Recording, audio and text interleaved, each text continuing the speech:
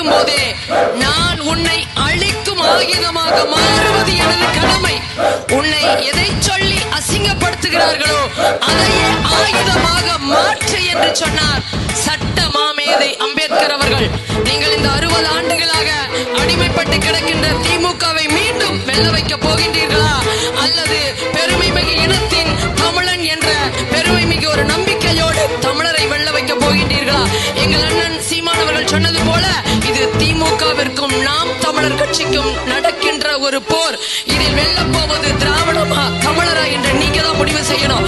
இன்றைக்கும் அடங்கமறு அத்துமீறு திமிரி எழு திருப்பி அடி என்று சொன்னவர்கள் திராவிடத்திற்குள் அடங்கிவிட்டார்கள். ஆனால் இன்றைக்கு உழைக்கின்ற மக்களுக்கு எங்கெங்கெல்லாம் அநீதி இழைக்கப்படுகிறதோ ஒரு தமிழ் மகன் ஒட்டுமொத்த தமிழனுக்காக குரல் கொடுக்கிறான் என்றால் அது எங்கள் அண்ணன் சீமான் அவர்கள் தான்.